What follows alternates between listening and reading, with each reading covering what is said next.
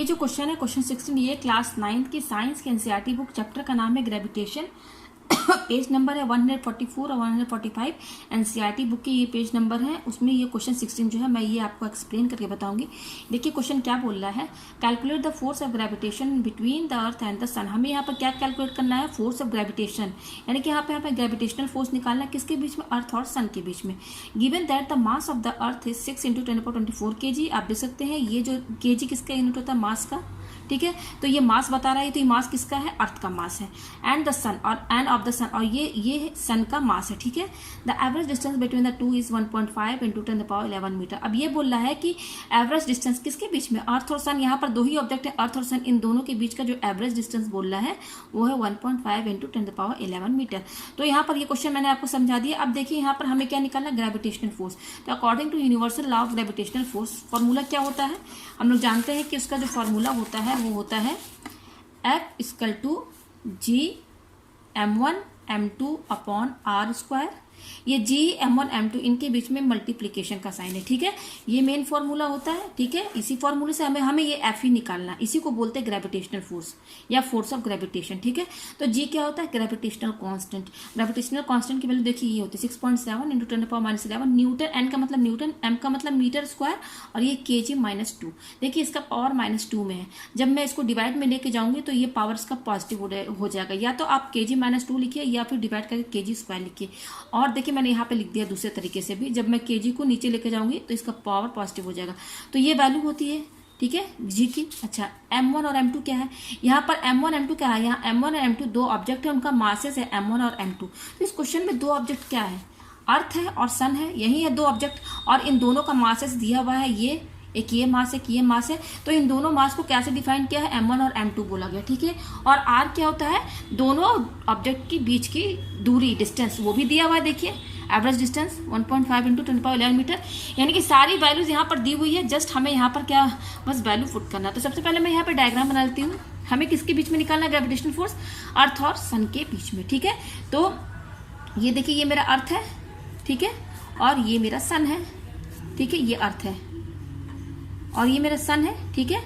अर्थ का मास कितना दिया हुआ है, अर्थ का मास देखिए ये है 6 × ये देखिए दिया हुआ है, मैं यहाँ लिख देती हूँ 6 × 10⁻24 kg। और देखिए सन का मास देखिए ये दिया हुआ है, तो मैं यहाँ पर डायग्राम बनाती हूँ, ये लिख देती हूँ। यहाँ पर क्या है 2 × 10⁻30 kg। तो ये अर्थ है और ये सन है। अब एवरेज डिस्टेंस, दोनों के बीच की दूरी यानी कि ये देखिए सेंटर ये है अर्थ का, सन का सेंटर ये है।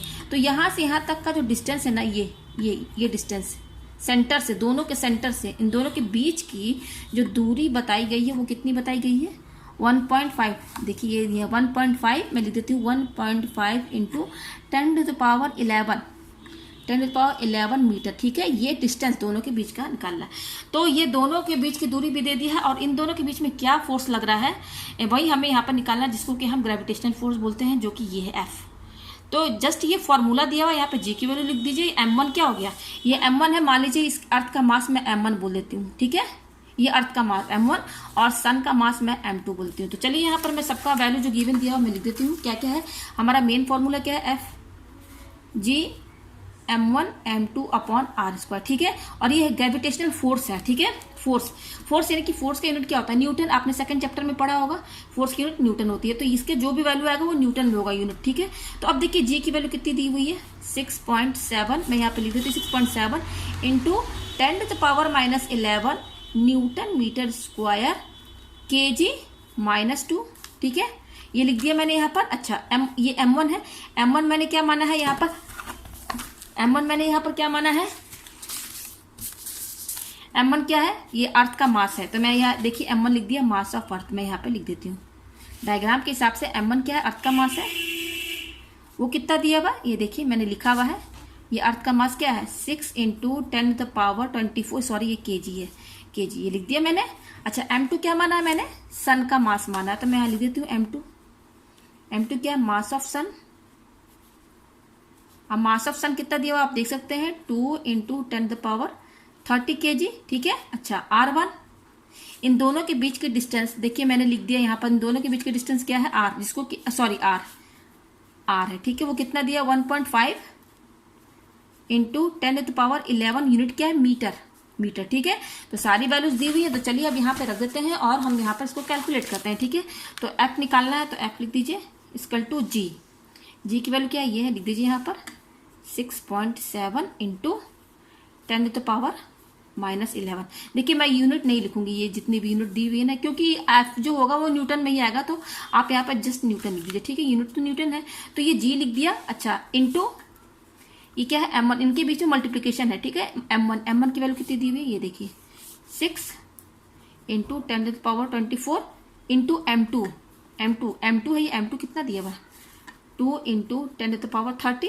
फिर क्या है, डिवाइड, तो डिवाइड कर लीजिए आर स्क्वायर। आर की वैल्यू कितनी दी हुई है, ये देखिए ये, तो पहले आर की वैल्यू लिखिए 1.5 इंटू 10⁻11, ये आर हो गया।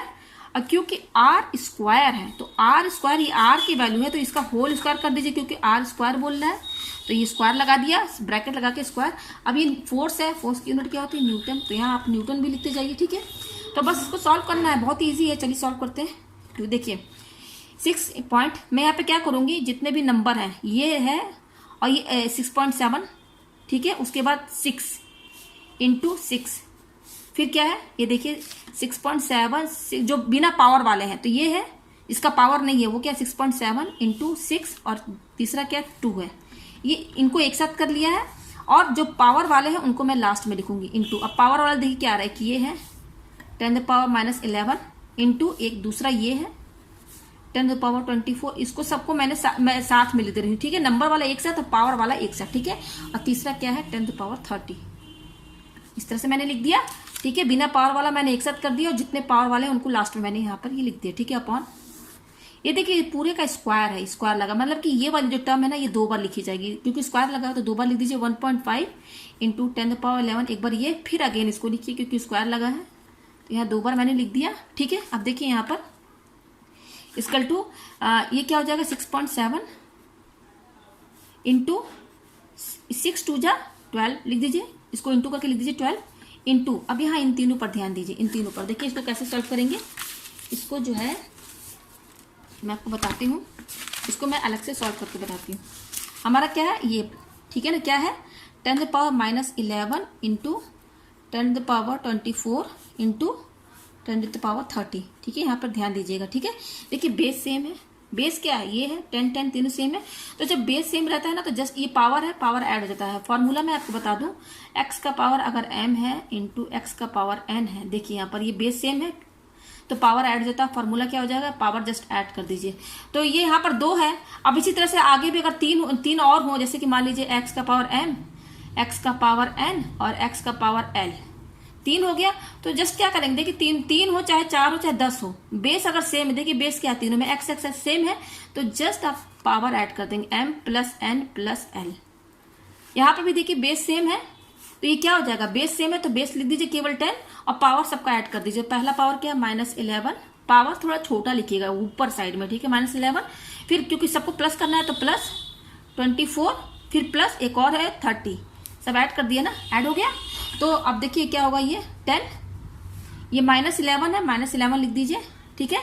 अच्छा ये प्लस है और ये भी प्लस, ये देखिए दोनों पर ध्यान दीजिए, दोनों प्लस प्लस है, तो दोनों को जोड़ दीजिए। 24 30 क्या होगा, 24 और 30, 24 और 30 आपका क्या होगा, यहाँ पे जोड़ लीजिए, ये 4 और ये 5, 54। देखिए ये दोनों जोड़ने पर, दोनों पॉजिटिव पॉजिटिव जोड़ दिया तो 54 आ गया, तो प्लस 54, ठीक है। अब यहाँ पे फिर देखिए 10, देखिए माइनस है और ये प्लस है, माइनस और प्लस, माइनस प्लस माइनस, तो 54 में से 11 माइनस कर दीजिए, यहाँ पे 54 दिया माइनस कर लीजिए, 4 में से 1 गया 3 और 5 में से 1 गया 4, तो यहाँ पे क्या आएगा 43। क्योंकि 54 बड़ा है इसलिए साइन पॉजिटिव होगा, तो पॉजिटिव यहाँ पे साइन लगाने की जरूरत नहीं है। तो इसको सॉल्व करने पर कितना आया 10⁻43, ठीक है। तो यहाँ पर देखिए मैं इसकी जगह क्या लिखूंगी, इन तीनों की जगह, इसको मैंने सॉल्व कर दिया, कितना आया है वो आप देख सकते हैं 10⁻43, तो मैं यहाँ पर इनकी जगह 10⁻43 लिख दूंगी, ठीक है। लिख दिया मैंने, यहाँ पर इन तीनों की जगह मैंने ये लिख दिया सॉल्व करके। अपॉन यहाँ पर भी देखिए यही करेंगे, ये नंबर और ये नंबर साथ में लिख दीजिए जो बिना पावर वाला है, लिख दिया, इंटू, और पावर वाला क्या है, ये है, एक ये है और एक ये है, इन दोनों को लास्ट में लिखिए, ठीक है। ये लिख दिया मैंने, लिख दिया ना लास्ट में, और न्यूटन लगाते हुए जाइए क्योंकि फोर्स है, इसका क्या यूनिट होता है, न्यूटन होता है। अब देखिए आगे आप क्या करेंगे, यहाँ पर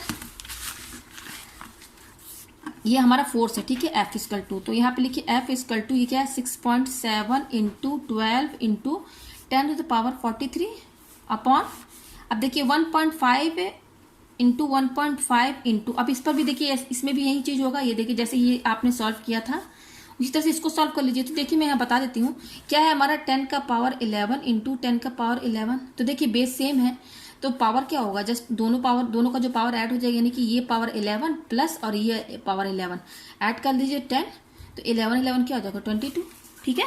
तो इसको सॉल्व करने पर कितना है 10⁻22, तो इसकी जगह मैं क्या लिखूंगी 10⁻22 लिख दिया मैंने यहाँ पर, और ये न्यूटन, ठीक है। अब देखिए आगे क्या करना है, अब यहाँ पर देखिए 6.7 इंटू 12, ठीक है, और नहीं यहाँ पर ध्यान दीजिए, ये देखिए ये हमारा आगे इतना कैसे आया आपको समझ में आ गया।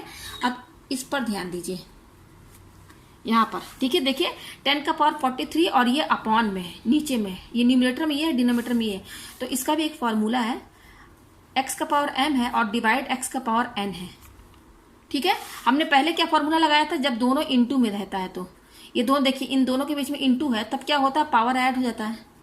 अब यही दोनों डिवाइड में हो, यानी कि x का पावर m हो डिवाइड x का पावर n हो, तो इस केस में क्या होगा ना कि बेस देखिए दोनों का सेम है, तो ये क्योंकि डिवाइड में है तो पावर यहाँ पर माइनस हो जाएगा, जस्ट ये देखिए।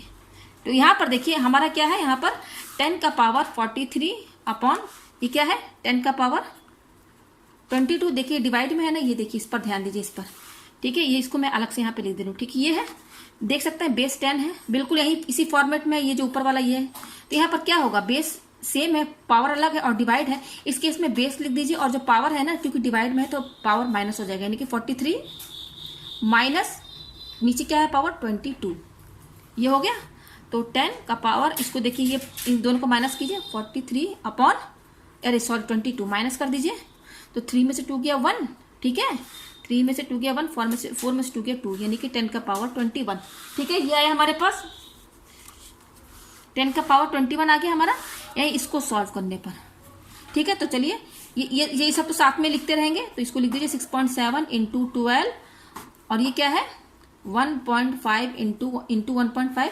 अच्छा इसको मैंने सॉल्व कर दिया तो कितना आया 10 का पावर 21, तो इंटू 10 का पावर 21, ये तो लिखेंगे ना यहाँ पर, इसको सॉल्व करने पर कितना आया 10 का पावर 21, ठीक है, लिख दिया, और क्योंकि न्यूटन लिखते हो जाएंगे, ठीक है। अब देखिए यहाँ पर क्या करेंगे आप, ये हो गया हमारा। अब देखिए ये जितने पॉइंट वाले हैं ना, ये है पॉइंट में, ये पॉइंट, इनका पॉइंट हटाना, कैसे हटाएंगे, जब इसको हम रेशनल नंबर में लिखेंगे तो क्या होगा, पॉइंट हटाने पर क्या होगा, जस्ट 67/10, भाई 66.7 को हम 67/10 लिख सकते हैं, दोनों तो बराबर है, पॉइंट हटाने पर तो ऐसे ही लिखेंगे ना 67/10, तो इसकी जगह मैंने ये लिख दिया, ठीक है, 67/10 इंटू ये क्या है 12 लिख दीजिए।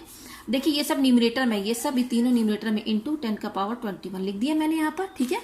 ये डिवाइड, ये नीचे क्या है, इसका भी पॉइंट हटाएंगे तो क्या आएगा 1.5 को पॉइंट हटाएंगे तो 15/10 होगा, जैसे यहाँ पे 1.5 है, इसका पॉइंट हटाएंगे तो कैसे लिखेंगे 15/10 ही तो लिखेंगे, इसको डिवाइड करेंगे तो इतना ही तो आएगा, तो इसको मैंने 15/10 इंटू ये क्या है 15/10 लिख दिया मैंने यहाँ पर, ठीक है। अब देखिए यहाँ पर आप क्या करेंगे, ये देखिए न्यूमरेटर, यहाँ देखिए 67 इंटू 12, ये सब क्या है न्यूमरेटर है, तो इसको लिखिए अच्छे से, इंटू 10 का पावर 21 लिख दिया, ये पूरा एक साथ है ना, ऊपर 67 इंटू 12 इंटू 10 का पावर 21 लिख दिया, और ये कि डिवाइड में है, देखिए डिवाइड में है तो अपॉन 10 ऐसे लिख सकते हैं, भाई ये डिवाइड में है, यहाँ डिवाइड में कर दिया। अब देखिए ये डिवाइड, ये बड़ा वाला बीच वाला लाइन जो है यहाँ पे लिख दीजिए, ठीक है। ये देखिए यहाँ पर ये दोनों न्यूमरेटर है तो 15 इंटू 15 लिखिए, और फिर ये देखिए ये दोनों डिनोमिनेटर में है तो डिनोमिनेटर में 10 इंटू 10 कर दीजिए, ठीक है ना, ये लिख दिया, समझ में आ गया आपको, ठीक है। अब देखिए इक्वल टू, अब क्या करेंगे 67, पहले ये वाली टर्म पूरी लिखिए, 67 इंटू 12 इंटू 10 का पावर 21 अपॉन ये 10 लिख दिया। अच्छा ये डिवाइड है, ये देखिए सबसे बड़ी लाइन है, ये डिवाइड है, जब इसको आप इंटू में करेंगे, ये जब ये डिवाइड इंटू में होगा तो ये जो नीचे वाला जो टर्म है ना इसका रेसिप्रोकल हो जाएगा, मतलब कि नीचे वाली टर्म ये उलट जाएगा, मतलब कि ये अब 10 इंटू 10 ऊपर हो जाएगा अपॉन ये नीचे हो जाएगा 15 इंटू 15। जब ये डिवाइड को इंटू में करेंगे तो इसका रेसिप्रोकल क्या होगा, यही तो होगा ना, इसका रेसिप्रोकल क्या होगा, यही तो होगा, ये 15 इंटू 15 नीचे हो जाएगा और 10 इंटू 10 ऊपर हो जाएगा, लिख दिया मैंने यहाँ पर, इतना तो आप जानते ही हैं, ठीक है, ये हो गया। अब देखिए यहाँ पर आप सब सॉल्व कीजिए, काटिए यहाँ पे जो जो कट सकता है। देखिए 1 टन ये कट गया और 1 टन ये कट गया यहाँ पर, ठीक है। और क्या कट सकता है, देखिए 10 5 से कट सकता है तो देखिए 5 2 जा 10, हाँ, और 5 3 जा 15, ये 5 5 2 जा 5 3 15। अब देखिए 3 है और ये 12 है, तो 3 4 जा 12 कट गया यहाँ पर। और मेरे ख्याल से नहीं लगता है कुछ कटेगा, चलिए लिख दीजिए इसको जो जो आया है कट के। 67 इंटू 4 इंटू 10 का पावर 21, ठीक है, इंटू ये क्या है 2 है, देखिए 2 यहाँ लिख दीजिए, 2 लिख दिया, अपॉन क्या बच रहा है नीचे, देखिए नीचे केवल 15 बच रहा है, ये देखिए सिर्फ 15, तो यहाँ 15 लिख दीजिए, ठीक है। अब देखिए इसको सॉल्व कीजिए, हमारे पास क्या है, इक्वल टू ये न्यूटन लगा लिख दीजिए, ठीक है, यूनिट है, तो 67, ठीक है। और ये 4 और ये 2, 4 2 जा 8 लिख दिया, 4 2 जा 8 इंटू ये क्या है 10 का पावर 21 लिख दीजिए, यहाँ पर लिख दिया, अपॉन 15 न्यूटन, ठीक है, ये आ गया हमारे पास। तो अब देखिए यहाँ पर ये 10 का पावर 21, इसको आप ऐसे ही रहने दीजिए, ये दोनों इंटू कर लीजिए क्योंकि ये बहुत बड़ा नंबर है, तो ये दोनों इंटू कर लीजिए और 15 से डिवाइड करिए, तो 67 और 8 इंटू कीजिए, 67 और 8 इंटू करेंगे तो क्या आएगा, 8 7 जा 56, 8 7 जा 56, 56 का यहाँ पर आप 6 लिख दीजिए, और 8 6 जा 48, 7 8 जा 56 का 6, 8 6 जा 48, 48 और 5 क्या होगा 53 आ गया। तो ये दोनों को इंटू करने पर 67 और 8 इंटू करने पर कितना आया 536 अपॉन 15, ये आया, इंटू ये अलग रखिए इसको, ठीक है, न्यूटन, ठीक है। तो अब इसका करेंगे, इसको डिवाइड करेंगे, तो चलिए डिवाइड कर लेते हैं, अलग से करके देख लेते हैं। ये क्या 536 और डिवाइड ये 15, ठीक है, तो 15 2 जा 30, 15 3 जा 3 5 जा 15, यस 15 3 जा 45, ठीक है, और 15 4 जा ज्यादा हो जाएगा, ठीक है। तो चलिए 15 3 जा 45 यहाँ लिख दिया। अब इसको माइनस कीजिए, 13 में से 5 गए, यहाँ बचा 8, ठीक है, और ये 0 हो गया, यहाँ 6 उतार लीजिए, ठीक है। अब कितने टाइम जाएगा ये हमारा 15 है, तो अब इसको 4 टाइम्स ले जाएंगे तो 60 होगा, 15 4 जा 60, 15 4 जा 60, 15 5 जा 5 5 25, 5 1 जा 75, देखिए 15 5 जा 75, ये देखिए 75 आ गया यहाँ पर। अब यहाँ माइनस कर लीजिए इसको, तो 6 में से 5 गया 1 बचा, और 8 में से 7 गया 1 बचा। अब ये जाएगा नहीं तो पॉइंट लगा के आप यहाँ पर एक 0 लगा दीजिए यहाँ पर, ठीक है। अब देखिए कितने टाइम जाएगा, 15 5 जा 75, तो 15 8 जा देख लेते हैं यहाँ पर, 15 8 जा हमारे यहाँ पर कितना होगा, ये 5 टाइम से 6 टाइम लेके जाते हैं, तो 15 6 जा हो जाएगा ये 90, ठीक है, 15 6 जा क्या हो जाएगा 90 हो जाएगा। तो अब 7 टाइम्स करके देखते हैं, तो 7 5 जा 35 का 5, 8 5 7 35 का 5, 7 and 7 और ये 10, ठीक है, ये आ रहा 105, यानी कि यही होगा, तो 7 टाइम्स 15 7 जा कितना आया 105 आया, माइनस कर लीजिए, 10 में से 5 गया 5, ठीक है, और यहाँ पर बचा 0, तो बस 35.7 यहीं तक लेकर जाना है, ठीक है। तो यहाँ पर आप देख सकते हैं जब मैंने इसको डिवाइड किया, इस टर्म को डिवाइड किया, तो कितना आ रहा है 35.7, आप जैसे 35.7 इंटू ये क्या है 10 का पावर 21 न्यूटन, ठीक है, 35.7 इंटू 10 का पावर 21 न्यूटन, ये फोर्स है, यही आंसर है।